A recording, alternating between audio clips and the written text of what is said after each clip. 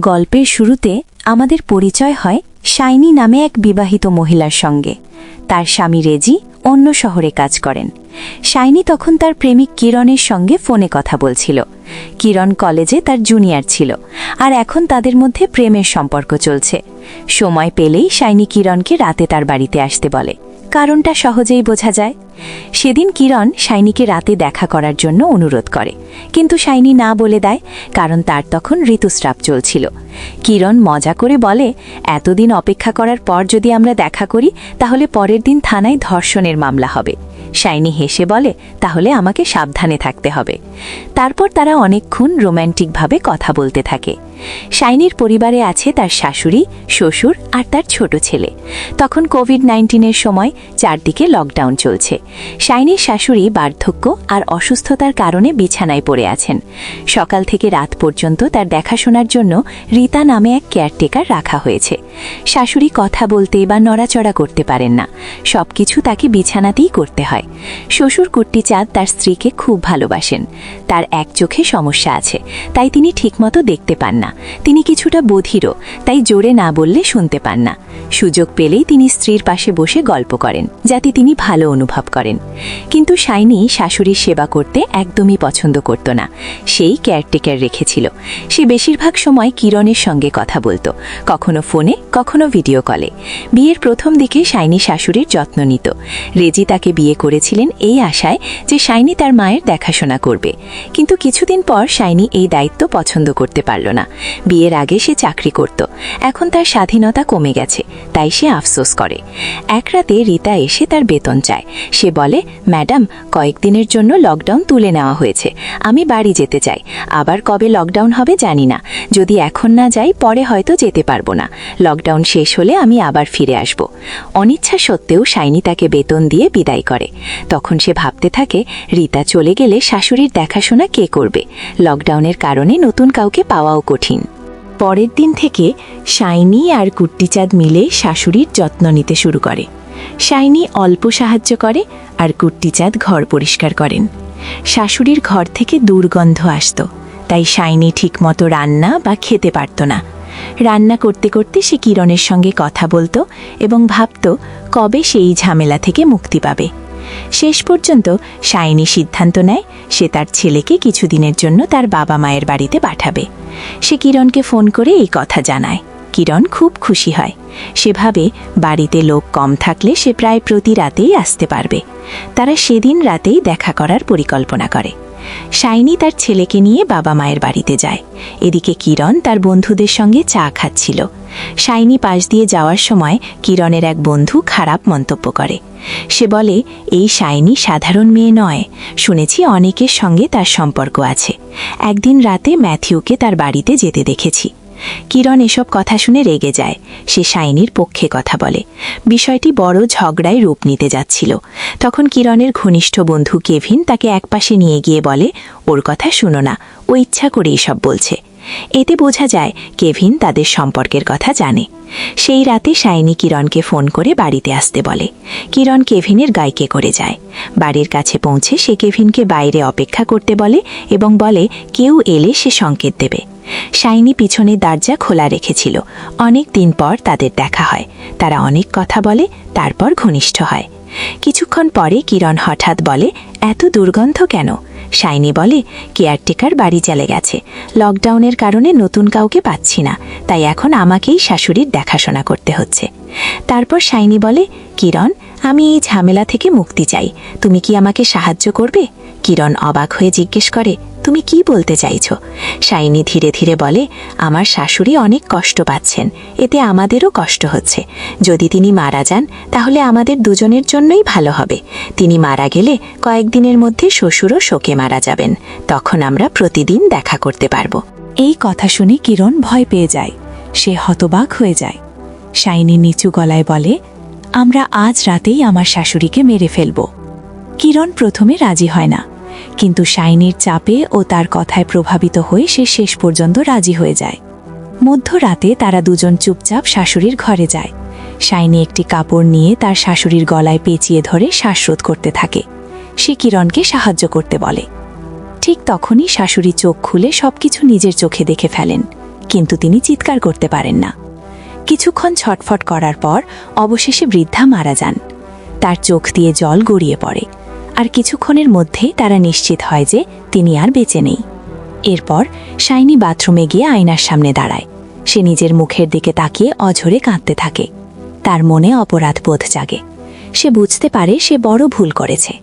কিরণও ভিতরে ভিতরে অস্থির হয়ে পড়ে। কিছুক্ষণ পরে কিরণ শাইনিকে জিজ্ঞেস করে, কোনো সমস্যা হবে না তো? শাইনি তাকে আশ্বস্ত করে বলে, চিন্তা করো না, আমরা ধরা পড়ব না। সকালে আমি প্রথমে তার ঘরে গিয়ে চিৎকার শুরু করব। সবাই ভাববে তিনি অসুস্থতার কারণেই মারা গেছেন। কিরণ আবার জিজ্ঞেস করে, তুমি কি ঠিক করে দেখেছ যে তিনি মারা গেছেন? শাইনি অবাক হয়ে বলে, আমরা তো তাকে মেরে ফেলেছি, কিন্তু ঠিকমতো পরীক্ষা করিনি। তাই তারা আবার শাশুড়ির ঘরে গিয়ে দেখে। সেখানে গিয়ে তারা নিশ্চিত হয় যে তিনি সত্যিই মারা গেছেন। স্বস্তির নিঃশ্বাস ফেলে তারা বেরিয়ে আসতে যায়। ঠিক তখন শাইনি খেয়াল করে যে কাপড় দিয়ে তারা শ্বাসরোধ করেছিল সেটি আর ঘরে নেই। শাইনি ভয় পেয়ে যায়। সে ঘরে ঘরে খুঁজতে থাকে, কিন্তু কাপড়টি কোথাও পাওয়া যায় না। শাইনি সন্দেহ করে হয়তো কুট্টিচাঁদ কাপড়টি নিয়ে গেছেন এবং সবকিছু দেখে ফেলেছেন। সে ধীরে ধীরে শ্বশুরের ঘরে যায়, কিন্তু কুট্টিচাঁদ গভীর ঘুমে আছেন। তিনি বধিরও, তাই কিছু শোনার কথা নয়। সেখানে কাপড়টিও নেই। তারা আবার নিজেদের ঘরে ফিরে আসে। শাইনি বলে, হয়তো আমি কোথাও ভুলে রেখেছি। উত্তেজনা কমাতে তারা আবার ঘনিষ্ঠ হতে শুরু করে। সন্ধ্যা নামলে শাইনি কিরণকে বাড়ি থেকে বের করে দিতে যায়, কিন্তু দরজার কাছে গিয়ে দেখে দরজা বাইরে থেকে বন্ধ। তারা অন্য দরজায় যায়, সেটিও বন্ধ। শাইনি ভয় পেয়ে যায়। বাইরে থেকে কেউ না এলে সব দরজা বন্ধ হলো কিভাবে? এর মধ্যে হঠাৎ বাড়ির বিদ্যুৎ চলে যায়। ঠিক তখন উপরের ঘর থেকে অদ্ভুত শব্দ আসে। শাইনি আর কিরণ ধীরে ধীরে সিঁড়ি বেয়ে উপরে ওঠে। হঠাৎ একটি দরজা খুলে শাইনির মাথায় আঘাত করে। সে সিঁড়ি বেয়ে নিচে পড়ে যায় এবং মাথায় চোট পায়। কিরণ তাকে সাহায্য করতে গেলে সেও পায়ে আঘাত পায়। দুজনেই গুরুতর আহত হয়। শাইনি বুঝতে পারে কেউ ইচ্ছা করে তাদের ফাঁদে ফেলেছে। এই বাড়িতে আর কেউ আছে। তারপর জানা যায় সে আর কেউ নয়, শ্বশুর কুট্টিচাঁদ। ফ্ল্যাশব্যাকে দেখা যায় কুট্টিচাঁদ ঘুম থেকে উঠে স্ত্রীর ঘরে যান। তিনি তাকে মৃত অবস্থায় পড়ে থাকেন। স্ত্রীর গলায় কাপড় পেঁচানো দেখে তার সন্দেহ হয় তাকে শ্বাসরোধ করে মারা হয়েছে। ঠিক তখন তিনি শাইনি আর কিরণের কথা শুনতে পান। ঘর নীরব থাকায় তিনি তাদের কথোপকথন স্পষ্ট শুনে ফেলেন। তিনি বুঝতে পারেন তার স্ত্রীকে তারা মেরেছে। কুট্টিচাঁদ এরপর শাইনির ঘরে গিয়ে কন্ডোমের প্যাকেট দেখতে পান। তিনি বুঝে যান শাইনির সঙ্গে অন্য একজন পুরুষের সম্পর্ক আছে। এরপর তিনি তার ছেলে রেজিকে ফোন করেন এবং বলেন, সকালের মধ্যে বাড়িতে চলে আসো, তোমার সঙ্গে জরুরি কথা আছে। রেজি রাজি হয়। কুট্টিচাঁদ পুলিশে খবর দেন না, তিনি নিজেই প্রতিশোধ নেওয়ার সিদ্ধান্ত নেন। তাই তিনি বাড়ির দরজা বন্ধ করে ফাঁদ পাতেন এবং শাইনি ও কিরণকে আহত করেন। এখন শাইনি বুঝতে পারে সবকিছুর পেছনে তার শ্বশুর আছেন। সে কিরণকে বলে, সবকিছু উনিই করেছেন। কিরণ ভয়ে জিজ্ঞেস করে, তাহলে আমরা এই বাড়ি থেকে কিভাবে বের হব? শাইনি বলে, আমরা পালালেও লাভ নেই, উনি চুপ থাকবেন না, তিনি পুলিশকে সব সত্য বলে দেবেন। এই সমস্যার থেকে বের হওয়ার একটাই উপায় ছিল, কুট্টিচাঁদ আমাদের দুজনকে মারার আগে আমাদেরই তাকে মেরে ফেলতে হবে। এই কথা শুনে কিরণ ভয় পেয়ে যায়। সে বলে, আমরা যদি কুট্টিচাঁদকে মেরে ফেলি তাহলে সবার সন্দেহ তোমার ওপর পড়বে। শাইনি বলে, আমাদের এমন একটা পরিস্থিতি তৈরি করতে হবে যাতে কুট্টিচাঁদ তার স্ত্রীকে এই অবস্থায় দেখে সহ্য করতে না পেরে আগে তাকে মেরে ফেলে, তারপর নিজে আত্মহত্যা করে। আমাদের কুট্টিচাঁদকে মেরে ঘটনাটাকে আত্মহত্যার মতো সাজাতে হবে, তবেই সবাই আমাদের বিশ্বাস করবে। কিন্তু এখানেই গল্পে মোড় আসে। কুট্টিচাঁদ তাদের সব কথা শুনে ফেলে। শাইনি তখন হাতে একটি প্রদীপ বোতল নিয়ে কুট্টিচাঁদকে খুঁজতে বের হয়। হঠাৎ সেই বোতলটি তার হাতে বিস্ফোরিত হয়। এতে তার মুখে গুরুতর পোড়া ও আঘাত লাগে। অনেক কষ্টে কিরণ তার হাতের আগুন নেভায়। আসলে কুট্টিচাঁদ আগেই একটা ফাঁদ পেতে রেখেছিল যাতে কাজ ভেঙে যায়। আরও দেখা যায় সে তার স্ত্রীর বিছানার পাশে একটি সুইচ লাগিয়েছিল। তার স্ত্রী যদি কিছু প্রয়োজন বোধ করে তাহলে সেই সুইচ টিপে তাকে ডাকতে পারত। যখন শাইনি ও কিরণ তার স্ত্রীকে মারধর করছিল তখন তার স্ত্রী সেই সুইচ টিপে দেয়, তাই কুট্টিচাঁদ জেগে ওঠে। এরপর শাইনি ও কিরণ আবার কুট্টিচাঁদকে খুঁজতে ঘরে ফিরে আসে, কিন্তু কুট্টিচাঁদও কম যায় না। সে এক চোখ দিয়েই দুজনকে ধরে ফেলে এবং প্রচণ্ড মারধর শুরু করে। দুজনেই আবার আহত হয়।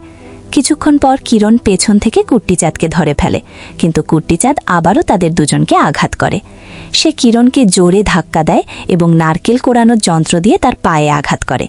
এতে কিরণের পা মারাত্মকভাবে আহত হয়। তারপর কুট্টিচাঁদ সেখান থেকে পালিয়ে যায়। কিছুক্ষণ পর তারা শান্ত হয়ে একে অপরের ক্ষতে ব্যান্ডেজ বাঁধতে থাকে। তখন শাইনি নতুন একটি পরিকল্পনা করে। প্রথমে কিরণ কুট্টিচাঁদকে খুঁজতে যায়। যখন কুট্টিচাঁদ কিরণকে আক্রমণ করতে যায়, ঠিক তখন শাইনি পেছন থেকে এসে তার মাথায় আঘাত করে। কুট্টিচাঁদ অজ্ঞান হয়ে পড়ে। শাইনি কিরণকে রান্নাঘর থেকে কেরোসিন আনতে বলে। তারা ঠিক করে বৃদ্ধ কুট্টিচাঁদকে পুড়িয়ে মারবে। শাইনি তার পা ধরে টেনে নিয়ে যেতে থাকে, কিন্তু হঠাৎ কুট্টিচাঁদের জ্ঞান ফিরে আসে। সে দরজায় আঘাত করে শাইনির মাথায় লাগে। শাইনি গুরুতর আহত হয়ে মাটিতে পড়ে যায় এবং যন্ত্রণায় কাতরাতে থাকে। সুযোগ পেয়ে কুট্টিচাঁদ আবার লুকিয়ে পড়ে। এরপর শাইনি কেরোসিনের ক্যান হাতে নিয়ে চিৎকার করে বলে, তুমি যদি সামনে না আসো তাহলে আমরা তোমার স্ত্রীকে পুড়িয়ে মারব, তার আত্মা কখনো শান্তি পাবে না। এই কথা শুনে কুট্টিচাঁদ কষ্টে ভেঙে পড়ে। সে তাদের সামনে এসে তার স্ত্রীকে ছেড়ে দেওয়ার অনুরোধ করে, কিন্তু শাইনি ও কিরণ তাকে নির্মমভাবে মারতে শুরু করে। শাইনি তার বহু বছরের জমে থাকা রাগ উগরে দেয়। অবশেষে কুট্টিচাঁদ সিদ্ধান্ত নেয় সে তাদের দুজনকেই মেরে ফেলবে। প্রথমে সে কিরণের ক্ষতস্থানে আঘাত করে, তারপর তার 2 আঙুল দিয়ে শাইনির চোখে খোঁচা দেয়। তারা দুজনেই যন্ত্রণায় ছটফট করতে থাকে। এই সুযোগে কুট্টিচাঁদ নিজের ঘরে গিয়ে ফোন নিয়ে পুলিশকে কল করার চেষ্টা করে, কিন্তু কলটি সংযোগ হয় না। পরে শাইনিকে আসতে দেখে সে আবার লুকিয়ে পড়ে। ঠিক তখনই পুলিশ কুট্টিচাঁদকে ফোন করে। ফোনের রিংটোন শুনে শাইনি বুঝে যায় কুট্টিচাঁদ পুলিশকে খবর দিয়েছে। সে বলে, পুলিশ লোকেশন বের করে শীঘ্রই চলে আসবে, তার আগেই আমাদের তাকে মারতে হবে। সে কিরণকে বলে, তোমার যে বন্ধু বাইরে আছে তাকে ফোন করে ভেতরে নিয়ে আসো। কিরণ তার বন্ধু কেবিনকে ফোন করে, কিন্তু সব দরজা বন্ধ। তখন শাইনি বলে, ওকে বলো বাড়ির পেছনে গিয়ে আম গাছের পাশের ভেন্টিলেটর দিয়ে ভেতরে ঢুকতে। এই কথা শুনে কিরণ অবাক হয়ে যায়, কারণ সিনেমার শুরুতে তার বন্ধুরা বলেছিল কেউ কেউ নাকি আম গাছের দিক দিয়ে শাইনির বাড়িতে ঢোকে। এতে সে বুঝতে পারে শাইনি শুধু তার সঙ্গেই নয়, আরও অনেক ছেলের সঙ্গে সম্পর্ক রেখেছে। ফোন কেটে কিরণ রেগে গিয়ে শাইনিকে বলে, তুমি আমাকে প্রতারণা করেছ। শাইনি শান্তভাবে বলে, এখন চরিত্র নিয়ে কথা বলার সময় নয়, আগে ভাবো কিভাবে এই বিপদ থেকে বের হব। এরপর কেবিন বাড়িতে ঢোকে।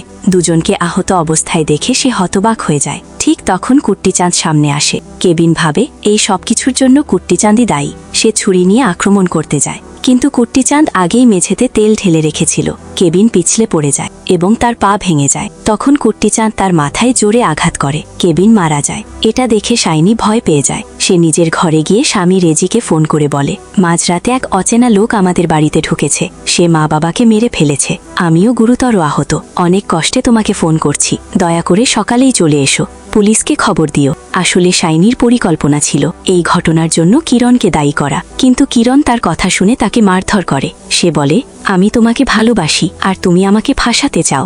ঝগড়ার এক পর্যায়ে শাইনি অজ্ঞান হয়ে যায়। কিরণ ভাবে হয়তো কেবিন কুট্টিচাঁদকে মেরে ফেলেছে, তাই সে তাকে খুঁজতে যায়, কিন্তু তার আগেই কুট্টিচাঁদ আরেকটি ফাঁদ পেতে রাখে। কিরণ ঘরে ঢুকতেই একটি গ্যাস সিলিন্ডার তার মাথায় পড়ে। সেখানেই তার মৃত্যু হয়। ঠিক তখন শাইনির জ্ঞান ফিরে আসে। সে আবার কুট্টিচাঁদের সঙ্গে লড়াই শুরু করে। অনেক কষ্টে কুট্টিচাঁদ দরজার কাছে গিয়ে তালা খোলার চেষ্টা করে। সে চাবিটি মুখে লুকিয়ে রেখেছিল। সেই চাবি দিয়ে দরজা খুলে বাইরে বেরিয়ে যায়। ঠিক তখনই পুলিশ এসে পৌঁছায়। ততক্ষণে সকাল হয়ে গেছে। বাড়ির সবাই আহত অবস্থায় পড়েছিল। অ্যাম্বুলেন্স ডেকে তাদের হাসপাতালে নেওয়া হয়। এই সময় শাইনির স্বামী রেজি বাড়িতে আসে। সবকিছু দেখে সে হতবাক হয়ে যায়। সে তার মায়ের ঘরে যায়। সেখানে দেখে কুট্টিচাঁদ আগের রাতে ঝগড়ার পর তার স্ত্রীকে পরিষ্কার কাপড় পরিয়ে দিয়েছিল। পাশে একটি মোমবাতিও জ্বালিয়েছিল। এতে বোঝা যায় স্ত্রীর মৃত্যুর পরও তার ভালোবাসা একই রকম ছিল। এভাবেই গল্পের শেষ হয়।